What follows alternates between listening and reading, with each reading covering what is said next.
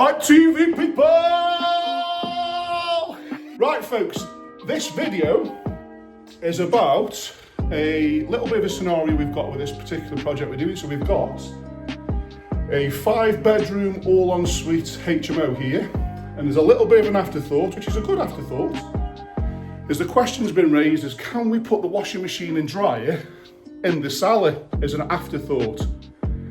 So I can see where people at home think about this, or investors think about it. You go, yeah, you just put the washing machine and dryer downstairs. It's a cellar, it's easy.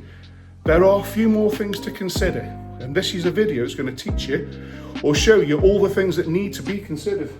So, front door, stairs, just so you know where I am. And we're now going to go down the stairs, and I'm going to go down, and as I go down, get your little pens and get your pens ready, people. Pens and paper, and see if you can make a list for me, and I'll tell you the things that you need to consider. So first of all, this is the actual stairs. So first things first, let's start at the very beginning, John. You need a fire door to go downstairs. So we've got a fire door. We haven't finished this yet, hence why we haven't got a door closer on there. We're still going through the snags. That will be put on, but you need a fire door. So number one thing, so shooting, fire door. Now we're looking for fire separation. So underneath any stairs, we put fireboards anyway. So this has already been done. But again, this video is specifically for an aftermarket or an afterthought. So we now look at the stairs, and you've got some wood here. So that now needs paint boarding or fireboarding to make sure that that fire separation will happen. So that will need fireboarding. So there's you go, number two. So you've got, first of all, number one, fire door. Number two is pink boarding. So that's the fire separation on the stairs. Now I'm going to go through it as I walk down the stairs. So coming down the stairs, something I've noticed here, so this is not specifically HMO regs, but it's regulation in itself. So this comes under what's called HHSRS, which is basically Housing Standards Health and Safety. So you're coming down some stairs, we need a handrail.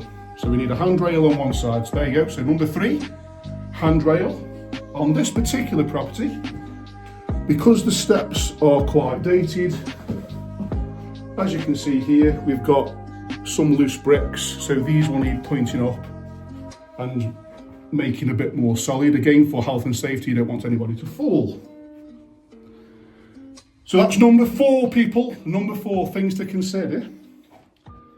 Now, as we go down here, now this light keeps coming on and off. So again, this is the down beneath the cellar. It's being used as a bit of a storeroom at this moment in time. So other things to consider if there's going to be usable space is we need to have fire detection, which is one of these things here. So you need to clarify with your HMO officer whether he or she is going to be happy with this. So this particular one is a grade D LD2 coverage. Will that need upgrading or not? Shouldn't do, but it wants checking first. The emergency light there keeps going off, folks. Do apologise. So there you go. So there's number five, as shown by the tickling stick. Fire detection.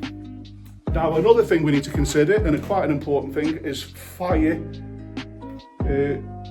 compartmentation, which means if there's a fire down here, as you can see, this is the floorboards above.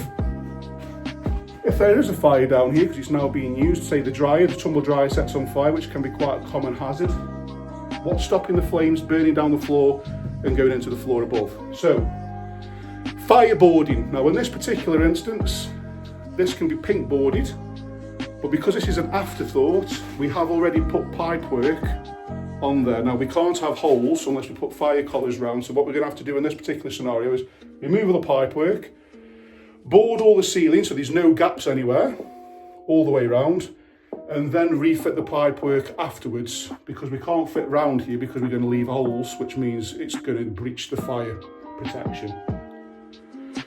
So that's number six. You're getting lots and lots of tips here, folks, for something that you just thought, yeah, just chuck it down there, it'll be fine.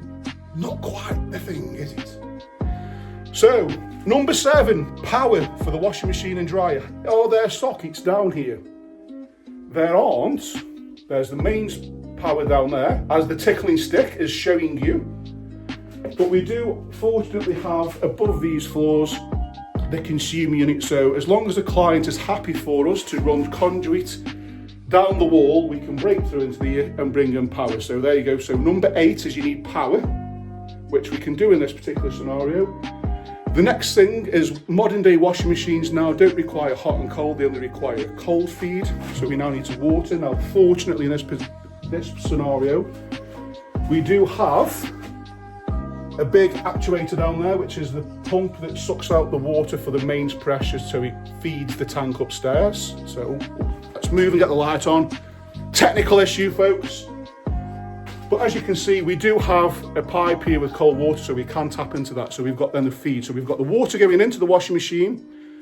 We've got the power for the washing machine and tumble dryer. The next thing is, where does the wastewater go from the washing machine? Now that is normally quite a problem in this scenario, because this is obviously a cellar which is lower down, so we're now trying to get water to go against gravity and go up. But very, very fortunately for this, we do have an internal stench pipe, which is the waste pipe where all the wee and the poo goes, in this corner, that we can put what's called a boss. So anybody that doesn't know what a boss is, I'm going to give you a picture now. So shooting! That is a boss that we can use to tap in there for the waste water. Now, because of my technical issues with this being on a timer and I don't have a torch with me, I'm going to run over very quickly and try and show you that. So, you ready, guys? 3, 2, 1, gladiators ready! So run over, run over, run over. Can you see we have the waste pipe there? Oh, time's out, folks. Seconds out. So that is where the waste pipe is, so we can fit one of those things on there, which then, I believe, completes this. It completes it. So there was what, 8, 9 or 10 things I think there was there, of all the things to consider about using the cellar space. So you still need to consider those same things when you're using the downstairs, especially for a washing machine or a dryer. But as many people out there might just think, oh, just need to chuck it down there, it's a wasted space. There's a little bit more to it. So, like I say, it's a good idea. This is an afterthought, it's a good afterthought. In an ideal world, which we don't all live in, folks, it would have been done or thought about at the very, very start. But in this case, it wasn't, but we can fix it as always. Little bit of tips there, folks. Hope it helps somebody at home. Like, share and subscribe, and I'll see you soon, baby. Mwah.